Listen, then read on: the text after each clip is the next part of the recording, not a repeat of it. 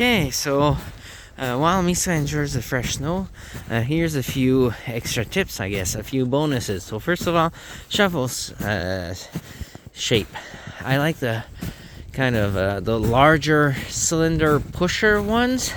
I think those are the best ones, because the main way that I move snow around is by pushing it to the edge and then lifting it up, which you can do much more easily than with just a basic square shovel, which are mostly meant to, dig holes in snow, right? They're meant to dig and to lift. You want to move and push. In fact, when you get kind of to the end and you need to lift the snow, one trick, if it's particularly heavy or you're particularly tired, you can use your front leg as a fulcrum point, to kind of turn it as a lever to lift up the snow over your knee or your quads there. And then you can use even the leg to help lift the shovel if you need to. So that really helps for heavy snow loads. So that's a shovel that I prefer. I also don't like the huge big square scoops one, because those are kind of made just for very heavy, like multiple feet snowfalls multiple times a year. They're very cumbersome, and you need a lot of space to use them. Mistra, where are you going? Mistra, we're going this way. Come on, we're going this way. Mistra, come. Come on. I know you smell something. Anyway, if you have a snowblower, especially if it's a smaller one, don't be afraid to shovel first. Make yourself a path, or kind of cut off the top of the snow. In fact, that's a trick for anyone, even if you don't have a snowblower. I like to... Mistra, we're going this way. Mistra, come on, go. Come. Yeah. Woo! Yeah, so, what was I saying? I completely lost my train of thought. Woo! You good there? You okay, old girl? Do you want to go home? Is that enough? You want to go to the house? Or do you want to keep running?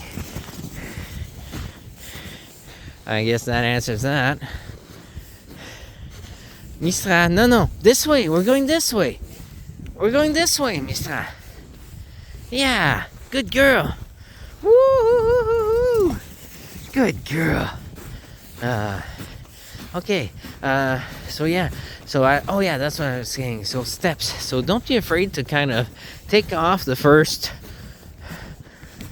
6 to 12 inches of snow off the top, then go back in and take off another 6 to 12 inches, and then keep repeating that until you get to the ground. You don't have to always scoop vertically, I'll say.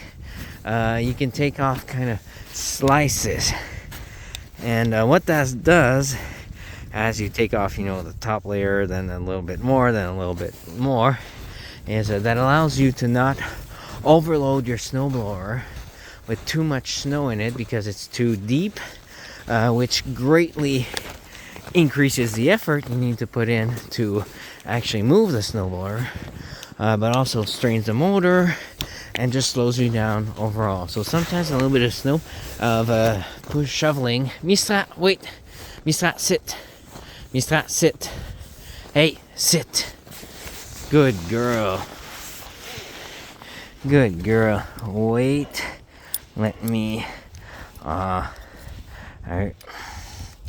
It's like the hook is... No, wait. Sorry. I feel really clumsy, because it's like the hook is backwards almost. Anyway, okay, good girl. Okay. So, yeah, that can save you a lot of time doing kind of the layered approach. Also, don't be afraid to sometimes, do the opposite and take off, a slice vertically, like right, to then scoop up. You can even take what's too high and kind of spread it out further. You don't have to throw it all the way out onto the grass or off the driveway. If you're clearing the path for the snowblower, your goal really is to reduce the total height of the snow so that it doesn't clog up the entrance, the mouth of the snowblower.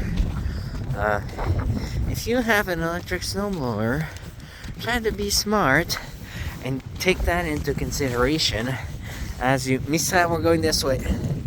As you create your route, right? My neighbors constantly, every time they went, across half of the, went across the driveway, not lengthwise, the other way, widthwise. Misra. Basically, every single time they would roll over the cable, the electric cable on their way back, have to stop it, reset everything. Such a pain in the derriere. Take it into account, whether it is by sticking the cord somewhere in a higher snowbank so that it doesn't move around, and you can manage, the length that actually moves with you, or just plain being smart, instead of going left to right, maybe go right to left, if that's where your cable is. Misa, no, let's go this way, depending where your plug is, or another, again, with the vertical line, that can help a lot. With the snowblower, I would actually say you probably want to do the opposite of what I said with the order of the route, and start near the house and end up at the end of the driveway, because first of all, even though the snow is heavier at the end of the driveway, it's not the end of the world because you're not the one actually lifting it, right? Misa, we're going this way. No, never mind, this is all dirty. Let's go that way. So it's not as big of a deal as if you're actually using your arm of power to lift it, right? And by moving away from the house, what that means is that the cord can always stay between the house and you, which means that you'll never have to cross over it, right? As you go, let's say you're at that house over there and you're coming this way, right? The cord will always be to your left as you go zoom, zoom, zoom, zoom, right? Or even coming back this way, right? Zoom, zoom, zoom. Point is that cord's always to between the house and you, so you don't have to worry about it. I'd say the same thing applies to when you're mowing your lawn with an electric mower. But that's a bit off topic. And the final thing you can do, which is what I actually do when I mow the lawn with my electric lawnmower, I don't have a snowblower though, but what you can do is just take the cord, from where it connects to your snowblower, and wrap it around one of your elbows, one of your shoulder. Well, you can wrap it around, like, over your one shoulder, behind your neck, and just loop it around the other arm, like this, right? So you don't need to hold it, right? Your hand is still free, but now the cord is always easily moved by your arms. And just by keeping it, on your shoulders, what I also like to do is, when I'm mowing the lawn, is to wrap the other arm around it too. But anyway, point is that that greatly helps to manage a cord, because you're not always having to fish around for it, and also by it being attached to, well, quote unquote, attached, not really attached, but around your body, it means that you're you're moving it by default when you move. Anyway, try it out, seriously. It works wonders. You might need a few tries to figure out, again, the path, and what to do first, which side. Basically, you're trying to find a route that allows you to not have to constantly shut off your engine or your blades or whatever.